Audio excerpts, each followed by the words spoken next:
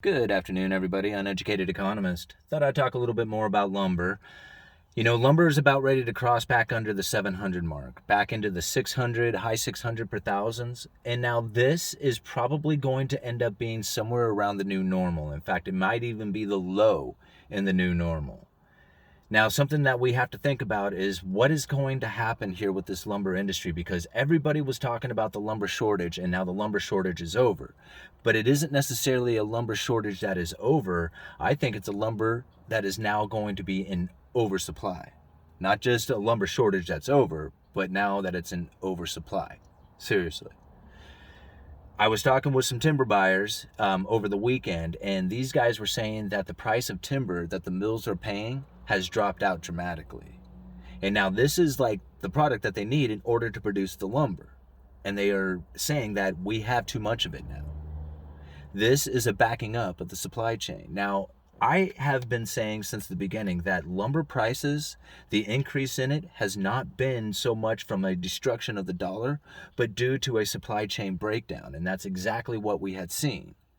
But now that supply chain has been reestablished. And in fact, it's an oversupply now. If you think about it, when the times were tough and it was very difficult to source out lumber, and the demand for lumber was just like everybody was screaming for it because the prices were far too high for them to do their projects, the lumber mills started pumping out more lumber, or they were trying to. And they were reestablishing new mills, and they're trying to get those things up in operation. But now the lumber prices are coming down, and they're meeting higher supply.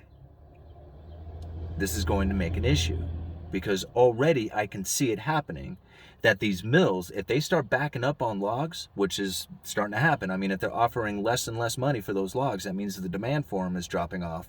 That means they have enough lumber in the pipeline. That means there's plenty of inventory out there. Then the prices are going to start coming down. Or the mills will start curtailing development. Think about that for a second.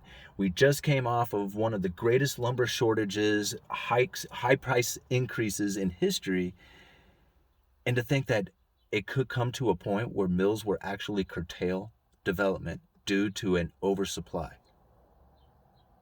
But that's what I'm hearing when I hear the timber buyers are saying that the pricing is falling out that the mills are willing to pay.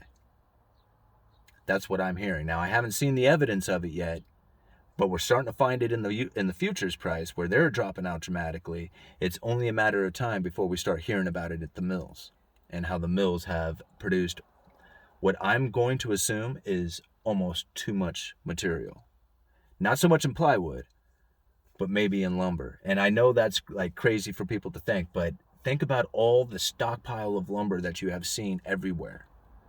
Now, it was a hard time trying to ship that stuff through the country, but that supply chain is starting to pick up. And that's where the issue is really starting to take place. People ask me all the time, when are we going to see the cheaper prices in the retail? And that's going to take place when people start purchasing more lumber. And I know that's really odd to think about, that it would actually take a bigger increase in people actually purchasing lumber to clear out all the old inventory to bring in the new cheaper inventory. And that is really the situation that we're sitting in now. So I kind of applied that thought to just about everything out there in the economy. I was reading an article talking about how stores are loading up on product to try and get ahead of the inflation. That's panic buying. That is the exact same thing that a lot of lumber yards had done.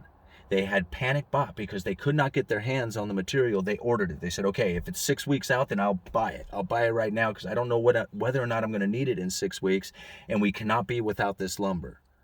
Then the 6 weeks come, and now it's readily available, but the price that they paid for their lumber was dramatically more.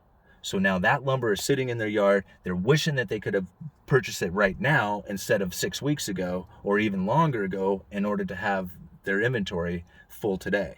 So they bought that stuff thinking that they were going to be out of stock. Now the stock has come in and it's readily available out there. They could just order it up and it would be shipping within a week or two. So I knew this time was going to come. I knew it was going to happen. And, like I said, I don't know how long that'll last for, because if the inventory builds up, like I said, to a point where the mills are just sitting on too much, which is starting to appear to be, it's only a matter of time before they curtail development. And once they do, the market perception of that is like, oh gosh, here we go again.